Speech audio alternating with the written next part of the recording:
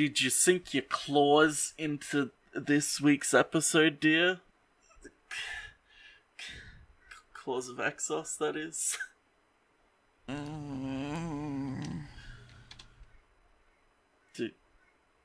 Claws of Axos? No, I don't care. I don't care. Claws? No, I don't care about your puns. It's not. Your puns aren't gonna rectify this episode, Gamb. What do you mean? This episode is great. It's boring as hell.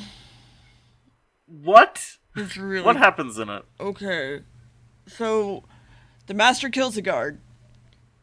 Never mind. We see a rubber chicken flying through space. Wow, okay, you spoil the reveal already in this episode. Okay, let me just... We see a rubber chicken flying through space. And there's a radar that's following it. A guy's watching the radar. And there's a comet that's altered course and headed straight for Earth. And it's full of root vegetables. And a man reads a top secret document and gets angry at the brigadier. He really wants the doctor to have his own file. He's angry that he doesn't. Doctor walks in. Joe is talking to someone. Lights are going off. Shit's happening. The doctor's angry about, like, Britain is only for Britons and immigration, I guess. And the lights keep going. And they want to talk about the master, but not really. And then this asshole guy's a security risk. But then someone comes in and it's a UFO. And asshole is wanting to the UFO comes in? No. And the doctor has no idea what the UFO is, but it's going to land on the coast where there's a weird fisherman / homeless guy. And asshole man is wanting to destroy it, of course. And he decides to. Doctor's angry. Then there's just a snowstorm. And then the fisherman is stealing a bike from the... What? There was literally a snowstorm! What do you want from me? You're jumping back and forth without saying things like, and then we cut to somewhere else where there is a snowstorm. You just say, they shot a missile and then there was a snowstorm. It's like, what? How does that affect the missiles? I have always written my notes like this. Yes, and only now is it starting to dawn on me how incomprehensive they kind of are at telling what's going on. So there's a snowstorm that just happened. And there's a fisherman stealing a bike from the dump. The bike's too small. He leaves it. So they decide that they are going to try to destroy the things. So they had launched the missiles. They lose contact instantly because it disappeared. Asshole is, of course, a coward and almost doesn't destroy the warheads that are literally in the air and are going to land somewhere. And then the missile runs past the man on a bike, but it's actually the chicken leg ship. And then he falls in a river near the Nuttin Power Complex. Nothing about it. Assholes. This asshole fuck ass is the piece of shit. Fires the Briggs assistant. Kind of tries to. He just makes him go away and do whatever. Yay nationalism. And then the ship of the chicken leg is actually an anus on one side. And the sailor fisherman guy runs around it a bit before it opens up and it drags him in with a penis grabby thing. And then the aliens scan him and they're like, he's not important. And then a 70s military assistant he just drives to the ship, the guy that was fired. And the military's arriving now though, so he should probably hide. But then he also gets grabbed by the PDC grabby arm thing. And then we meet two new people who are running the power plant thing, but they're both scientists and they're also assholes. And asshole is ready to attack the giant ship because that's going to work. But it's underground, so he can't. There's a whole bunch of science happening. And then they're like, wait, listen, it sounds like a heartbeat. And then Axos is calling Earth and asking for assistance. They need help. Time to go check on them. And time to leave Joe behind, because this is men's work inside the anus. And then Joe is left behind in the tent because she is a lady and she has a mouse on her dress. And then they find the fisherman now dead and albino and deflating. And Joe is like, lol, and sneaks away while the doctor is then... You could at least say that, like, he looks like a weird, like, old albino version of himself, and then they touch his face and he deflates. Like... explain the correlation between things. No. Whatever. But Joe is like, lol, and sneaks away, while the doctor and them are wandering around the cooked chicken. And then there's a weird noise, and the doctor goes, no, my head inside this cooked chicken, it's hurting. And it investigates him, and they're like, that's an alien. And then Joe sneaks in, and the doctor's okay now, and they continue on their way. And Bill, the 70s assistant guy, is trapped in here. He's also awake, though, but also the master's here, and Joe hears Bill screaming, and she's like, wow, Bill, I know that guy. And then some people poof in with big eyes and gold faces and hair and popcorn onesies. And they're from far, far away. And their entire system was crippled by a solar flare. And all their science is organic. We grew our own ship. And here's a gift. It's called Axonite. It can absorb, transmit, a whole bunch of stuff to energy. It's a chameleon of elements. But how did you run out of fuel if you could make anything? That's weird. So they're like, here, look at this frog in a cup. And then they give it Axonite, and it gets big, and then it gets small again. And Joe also is running around and then gets stopped by a sweet potato, and that's where the episode ended.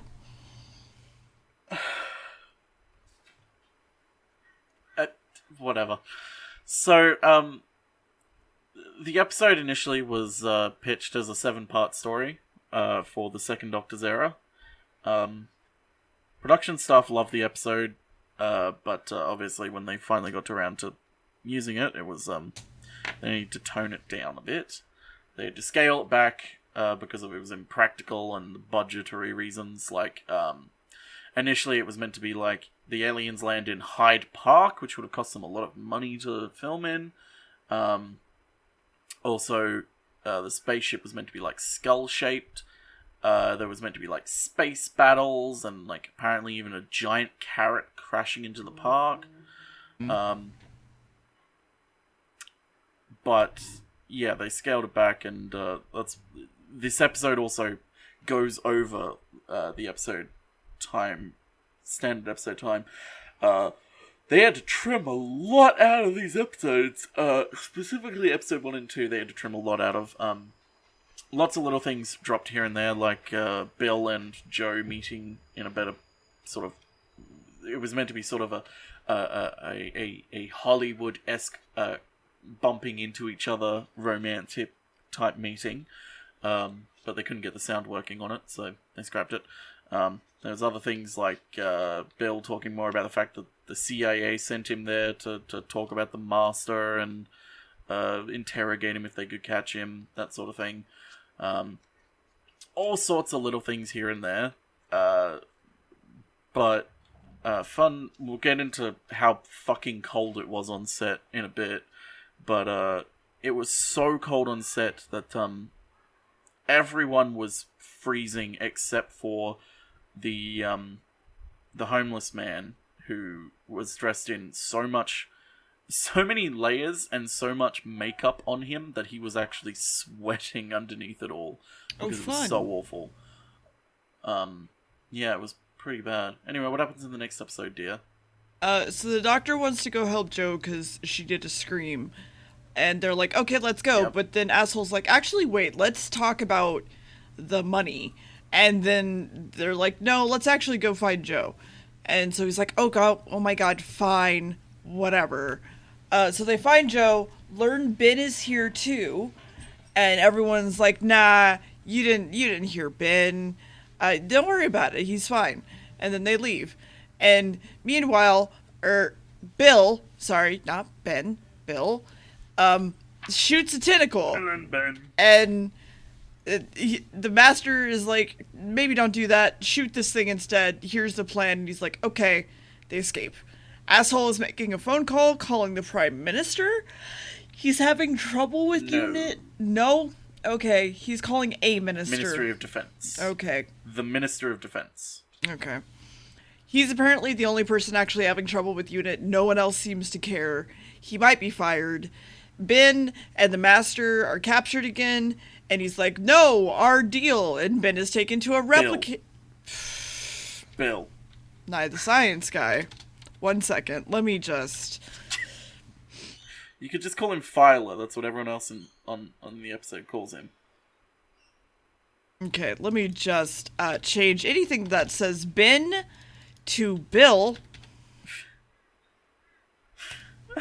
All right. Of course. Yeah, of course. They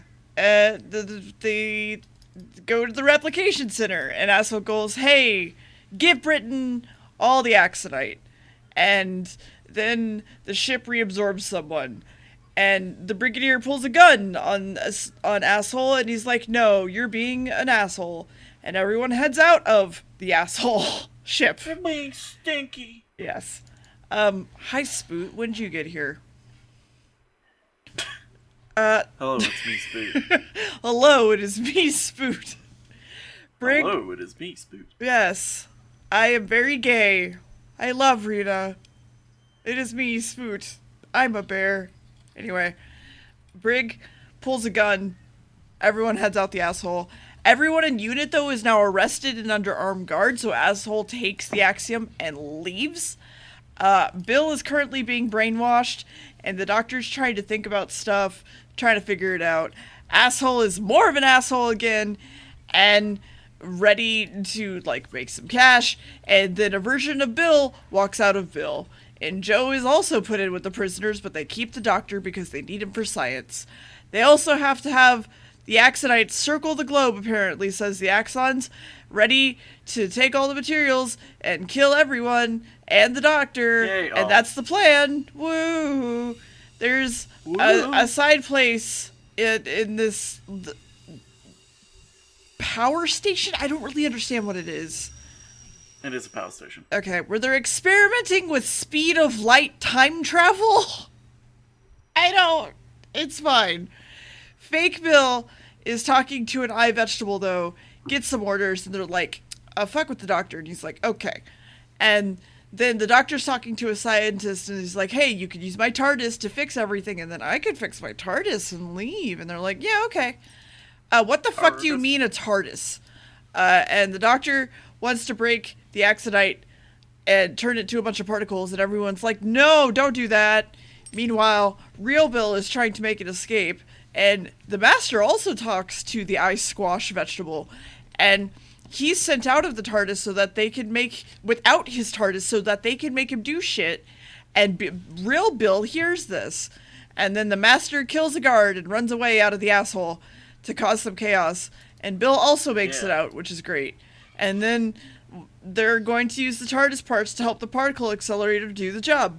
Meanwhile, the Master hijacks a truck, brainwashes the driver. Fake Bill is here, though, to steal the doctor, and he resists him kung fu. And then Real Bill comes in and fights Fake Bill, and we don't know who is who. Fake Bill is dropped into the particle reactor, he's killed. Master tries to steal the TARDIS and gets an order for them to bring the TARDIS to him. They find out that the vegetable people are scavengers and don't even really have a planet. They just kind of eat whatever they find, and they want more. And they were eavesdropped on, however, and they're, under arrest now. So that sucks, because they're not going to be believed. Wow. And then the Master comes in and goes, hey, talk to the UN for me. And then the doctor is, meanwhile, testing some shit in the accelerator, hits all the switches, and then it becomes the speed of light. And then everyone in the chicken thigh is, freaking out, because the nutrition cycle or something was prematurely activated. And Bill and Joe and Brigadier escape. It's time to rescue the doctor. And they go to the doctor, and they use the reactor to absorb all the energy and grow. And then a scientist comes in and tries to turn it off, and he gets dyed. And then we realize the entire thing is one big organism. And then there's a piece of roast beef in here. It's probably the other scientist. And also the sweet potatoes in here. And now everyone's gonna die. And then that was the episode. Yep. So, I should clarify. When Deer says the sweet potato, Deer is talking about the true form of the axons. Mm-hmm. Deer seems to think it looks like sweet potato. Yeah. I kind of see, but it looks more just like a walking meatball with spaghetti. For me, it looks like if you pulled the whole sweet potato, or just a potato out of the ground, because it has like those giant roots and stuff. They don't have that many roots on them though. They have some roots, but not that many roots. What? I thought, I'm pretty sure they do. They have like a whole bunch of roots. They have some, but not the extent that like the true form of the Axons has. Well, no. It's like you can't even see like the smooth amount of this them. Is like literally covered in tendril after tendril after tendril after tendril after tendril. Say tendril one more time. Say tendril one more time. Some of Katie Manning's dialogue was either dropped or moved to studio scenes because it was so fucking cold she couldn't talk. In some shots, her bare legs were blue because it was just so fucking cold. And reminder, she is wearing a short skirt and nothing for her legs. And her boots were so thin-soled that she came very close to getting frostbite. Oh, good. I'm glad they didn't give a shit. They had to put makeup on her to cover up the effects of the cold in her face. It was that bad. Nicholas Courtney, who's the brig, his fake mustache kept falling off when the glue froze on his face. Which is where it's kind of funny that conversely the old man makeup on the homeless guys, it was so warm on him that it was like he didn't have that problem at all. But speaking of when they find him, a wax face was made to crumble as they touched it, which is why it deflates the way it does, because it literally is just deflating and cracking and falling apart. There's a lot about this episode. Initially it was called The Vampire from Space, but they realized halfway through that the name was a bit silly and they didn't like it. Plus also, apparently the BBC wanted to avoid the word vampire, which is kind of funny considering what happens later in the show. But yeah, alternate titles were The Vampire from Space, which is what they went with initially, Doctor Who and the Gift, The Friendly Invasion, The Axons. A lot of interesting separate titles here, but Claws of Axos, I feel, is a neat enough title for it, and is a nice metaphorical title, even though it becomes kind of literal in a sense. Anyway, what happens in the next episode, dear? So they're gonna repersonalize the Doctor and Joe, which I guess means brainwash them, and then the sweet potatoes turn into popcorn men, and they kidnap them and walk out with them. And the Brigadier is trying to call for help, but someone already said something about what he's calling in for, and he's like, weird, how did that happen? That's a huge leak. And then the asshole runs into the lab trying to figure out what was up, and the Accidentites lie and say some bullshit, and they're like, if this happens again, we're gonna cancel our agreement. So, don't do it. And the Doctor and Joe are being held by shrimp hands, so they're in trouble. And a soldier is trying to tell Asshole what's up, and he won't listen. But Bill is in a coma, and we gotta help him. And the brig is now in power, and Asshole is angry about it. Of course he is. A minister calls in to Asshole and goes, what the fuck did you do? Please distribute this immediately because the United Nations are angry. Bill is having a dream about Axonite, though. The TARDIS is being delivered to the Master, meanwhile. The Master breaks in with ease, and he's like, wow, what the fuck? This is so fucking messy. What the shit? And he's like, okay, I guess we can make it work. The Axions really want the secret of time travel, and the Master is gonna fix the TARDIS. And they're planning on making Joe age to death in front of the Doctor, and she turns into a different person, and then she's back again. And then the brig is having an argument about not distributing Axiom, and that's fun, because that's... Axonite. Whatever. The Doctor thinks that time travel is...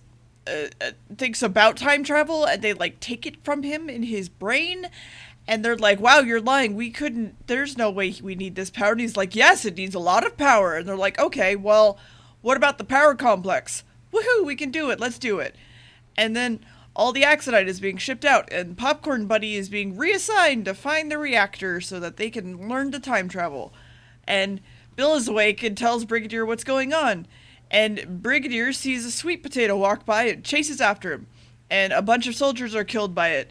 And then they keep chasing him. And the Master has pretty much fixed the TARDIS at this point. It kind of works, but not really. But it does turn on so he can see outside into the lab, giving him an idea. But the brig sees him leave, and they're like, okay, get your guns. And they arrest him. And then there's a power surge, and the reactor might be going off, because the Axons took the reactor. And if they promise the Master his freedom, they'll help. Otherwise, they're basically all gonna die. And they're going to put the power that the Axon's taking and surge it right back into him, like all at once, so he goes boom. And then the Doctor is watching them power up from inside the Axon ship, and then it drops, and that's weird, and there's an emergency. And then the Doctor runs and finds Jo and saves her, and the Master's trying to kind of save everyone, but the Doctor and Jo might die, so we better not do it, right? He turns the key. Yeah, he turned the key. That's the episode. Oh. Oh. Oh. Oh no. And it very clearly is destroying the ship in some way or fashion. Yes. So, when they're displaying the powers of Axonite, when they're demonstrating it, initially they were going to use a rat instead of a toad, which is why when we were watching it, Dear Mate joked about the fact that, like, the frog that they used was, not toad, sorry. The toad that they used still made all the rules. And I was like, funny you say that. It's like, because they were actually wanting to use a rat. But, speaking of that toad, let's talk about some terrible things. So, what they used, the toad was restless and had to be chilled out, quite literally. The handler used ice to make it more sluggish. Which is why it doesn't move, because when they were recording it initially, it just wouldn't stop fucking moving. But also, because it was so fucking cold, they had fog everywhere with all the with the weather conditions, and they thought it would look so weird that they were like, we'll include a separate line, which is why Corporal Bell, who is here from the previous episode, by the way, if you didn't notice, they give her an extra line saying that the arrival of the spaceship caused freak weather conditions, because, you know, that's how that works. Obviously.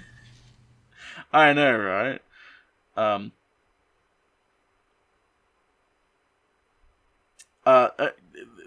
A lot of CSO was used in this episode as well, but they were going back and forth between, like, do we use a blue, do we use a green, or do we use... For some reason, I've even got notes here saying that they tried using yellow at one point, and it's like, God, I hope they didn't use yellow on this one, because everything about Axos and the Axons is yellow, so that would be a fucking dumb idea. So yeah, they're getting better at it most of the time. Again, it's the 70s. It's brand new technology for them. They couldn't really afford that much, but what they do have is, like, it's okay.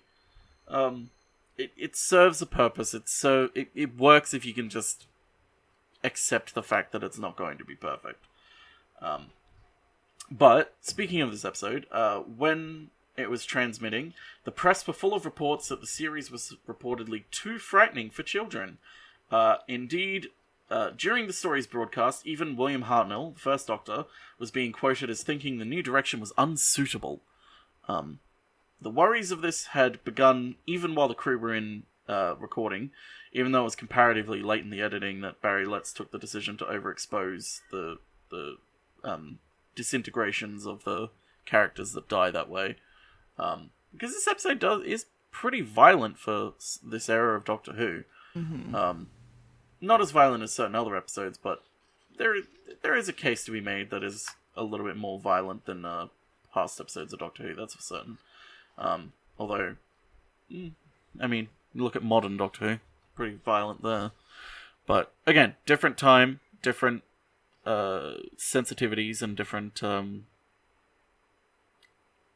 ideas on what was good enough for kids and whether it was too frightening for kids. Because remember, Doctor Who, they kind of shifted after being purely educational to wanting it to be like let's scare the kiddies a little. Like, let's entertain them by scaring them. So it was... It's not scary now, obviously, because I still wouldn't show, so like, my 8-year-old, maybe. No. Like... Well, if you wanted to give them, like, a gateway horror type thing, where it's like, get them interested in the idea of scaring themselves. Like, if they were like, oh, I want to watch a horror movie, you're like, are you sure you're capable with that? You could show them... Well, I wouldn't say you should, but you could show them an episode of Doctor Who like this, and sort of, like... There are better episodes to scare a child with of Doctor Who, trust me. And sort of get them interested in the idea of being scared as entertainment. But yeah, it's an interesting thing to say the least. But yeah, what happens in the final episode, dear? Death. A lot of death, mostly. Yay! Yeah. Everyone is dead. Yeah, a whole bomb goes off. It's great. Like, everyone is dead. Everyone. Yep, okay, well. We're not doing this joke again. What actually happens, dear? Joe is being mentally screwed with while they run away, and the doctor's like, no! Do quick math! Concentrate! And they're like, okay, quick what's... maths! Quick maths! 2 plus 2 is 4. Minus 3, that's 1. Quick maths. Quick maths. And then they get out of the butthole while doing quick maths. And the master is like, we're good, right? Can I go? And they're like, no, not yet. And apparently he's, like, trying to, like, just weasel his way out back to the TARDIS so he can use it to leave. And apparently they're feeding power back to the reactor now to blow up the reactor. So they need to blow up the TARDIS in order to stop the reactor from having it blown back to them. They're basically sending power back. Channeling the power and using the blow power in the TARDIS instead of blowing up the power station. I thought they were trying to destroy the light speed thing that they were talking about, which was the TARDIS, and then that way they could use the power. That's what the Axons wanted. Yeah. But what the Doctor's plan was to channel the power instead, because it was being fed back to explode the light, whatever you want to call it, the light chamber. He was going to just use that to power the TARDIS instead, because it was the only thing that could absorb the power other than the Axons. So everybody is like, oh god, run away, but then the remaining scientist is like, no, I can do this. I can disconnect the cables! And then he sacrifices himself by disconnecting the cables and exploding. And Yay. The Master tries to book it to the TARDIS. He finished his tasks. It's true. And the Master tries to book it to the TARDIS because he's sus and needs to vent. And the Doctor walks in going, nah, bruh, and hits the button, telling them that what the Axon plan is and how to stop it, and so on and so forth. The Doctor wants the Master for a bit because he needs help, and he's going to take the Master's gun with him so that he can't run away. And they set up a camera outside so they can watch the chicken leg. Chin, aka Asshole, is back and being shitty and eating a chicken leg, like actually, and talking about Axonite and money, and they're like, shut the fuck up, and then we don't see him again. Bill feels like something is going on. Why does the Doctor and Master have to go alone? That's weird. And the Doctor goes into the TARDIS with the Master, and they're like, okay, what's your plan? And it's like, don't got one. Let's just escape. And they're like, oh shit, really? Like, what? And they're like, listen, either we escape together or we die together. I don't remember how to dematerialize. Help me out. And the Master can't leave without him, and he can't leave without the Master, so on and so forth. And the nutrition cycle is starting, and the chicken leg rises up out of the ground, and chicken leggy. Bill is having a driving seat. Bill? Is it Bill? No, it's... What are their names? They were in previous episodes. It's not Bill. Mike? I don't... Benton? Benton is having a driving sequence, and a lot of things are happening, and he runs over some fucking potatoes, and he tries really hard to get away, and they also grenade the car to do it, and it kind of rolls down a hill on fire. Whole bunch of stuff happens. Bill is figuring out that the Doctor wants to leave, and they try to stop him, and he's like, nope, and just leaves and jumps in the TARDIS, and it starts to go shoop. And he's leaving everyone for dead, obviously. And they're like, okay, let's go. And then he starts rematerializing, and the Master's like, what are you doing? And they walk outside, and they're on the Axon ship. That's weird. He says, we're here to make a plan, obviously. Fight the Time Lords with us. Axos and all of us can be merged together. Woo!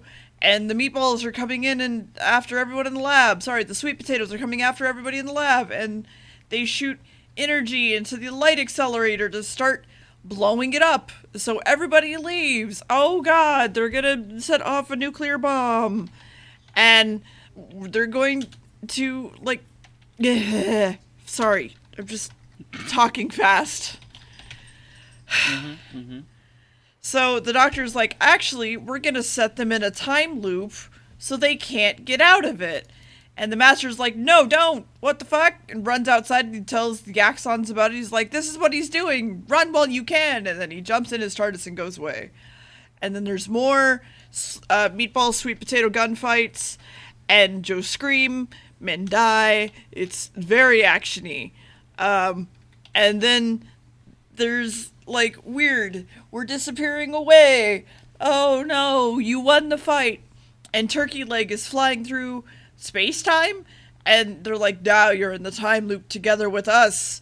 And then Doctor's like, nope, I'm gonna break it, bitch. And he does. And the TARDIS swooshes back in, but everything's still blowing up, so he runs back into the TARDIS to try to leave before it blows up. And everyone outside watches it blow up from a distance and then drives back to check it out. And we see the TARDIS is there. And he's okay. And the Doctor's okay. Ha ha. And the Doctor's like explaining what a time loop is. And everyone's like, yeah, why the fuck did you leave us, bitch? What the fuck? Wait, how'd you get out of the loop? And he's like, well, apparently I'm a yo-yo. I always return to Earth because that's what the Time Lords wanted. Fuck me. And that's the episode. So real quick, I just really want to highlight so people can hear this. In the subheading in the book I've got, under... Which episode is this? The description for it is... Bolognese men land in their space-going bouncy castle and terrorize people who work at a nuclear power station. They offer us a magic potion to make our frogs grow and feed everyone. Although they look very nice to begin with, the wily Doctor knows better than to trust people in spandex. But for most fans, it's the one where the homeless man known as Pig Bin Josh is pulled through a giant sphincter and the Doctor communicates with a very rude-looking eye. Quote unquote.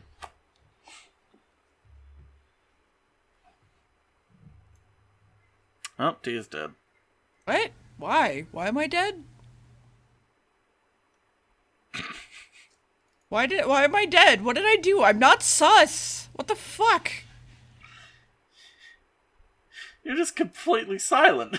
Yeah, I went, but, like, it's fine. I'm not that interested in this episode. Forgive me. Your microphone didn't pick it up, so all I heard was... Okay, well, that's fair. Okay, sorry, let me do it again. Okay, there we go. I actually heard it this time. Alright, now what are you giving this one? 4. Okay. I just... Asshole pisses me off way too much for no fucking reason. And I don't know, I'm bored, man. It's not my jam. I like a good peach. This is more like a boysenberry. It's not my jam. Fucking what? What? I like a good peach jam. This is more like a boysenberry. This isn't my jam. Oh, okay. I was making a joke. Oh my god, let me make jokes. I didn't... Okay, when you said this is not my jam, I didn't connect that you were talking about peach jam and boysenberry jam. You just said, I prefer a peach, this is more like a boysenberry. And I'm like, fucking what? You were just talking about jams. What do you want about? Fair. Because peach and boysenberry are not two jams that I think of when I think of jam. That's They're fair. like I don't think I've ever seen peach or boysenberry jam in my life. We have preserves mostly here is what we call them, which has like huge chunks of fruit in them generally. So anyway, next week we've got the colony in space. Oh I hope you like stories about indigenous land rights and colonization and how that works for people. And it's 10 episodes long. Why? It's not. God damn it.